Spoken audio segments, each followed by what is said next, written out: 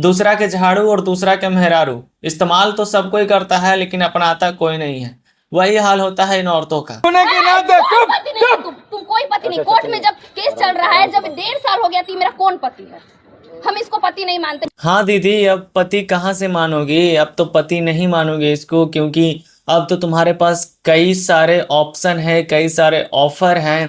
अभी तो तुम अच्छे मुकाम पे आ गई हो, अच्छे पैसे कमा रही हो और 10-20 चाहने वालों की संख्या है, तो अब तुम्हें तुम्हारा पति कहाँ से दिखेगा?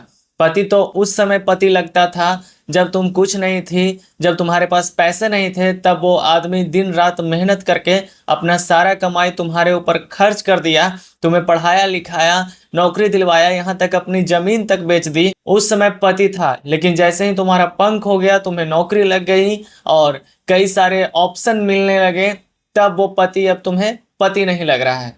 मतलब कि ऐसे ऐसी औरत को ही कैरेक्टर लेस कहा जाता है। और सिर्फ यही नहीं, हमारे देश में और देश के बाहर भी ऐसी औरतों की संख्या बहुत ज्यादा बढ़ रही है। एक होती है वेश्या और एक होती है विवाहित वेश्या, और हमारे देश में विवाहित वेश्याओं की संख्या काफी ज्यादा बढ़ रही है। जिस स्त्री को हर मर्द पसंद आ जाए, वो स्त्री फिर स्त्री कहलाने के लायक नहीं है। और ये मैडम अपने पति को पति मानने से इनकार कर रही है। और ऐसी औरतों के साथ भी ज्यादा कुछ भला नहीं होता है।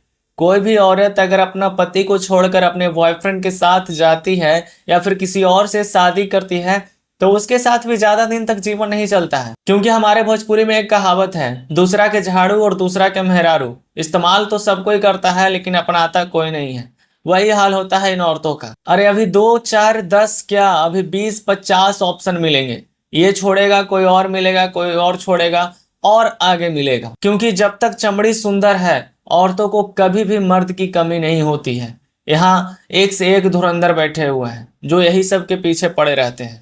लेकिन इन सब महिलाओं को जब तक समझ में आता है तब तक बहुत देर हो जाता है। फिर आके रोने गाने लगती है कि मेरे साथ ऐसा हो गया, मेरे साथ ऐसा हो गया। और जो सीधा साधा मिलता है, ईमानदार मिलता है, वफादार मिलता है, जो रिस्पेक्ट करता है, केयर करता है, उसके सपने के बारे में सोचता है, उसकी अच्छी सोच के बारे में सोचता है, उसका सुनहरा भविष्य देखता है, उसके साथ ये लोग विश्वासघात करती है।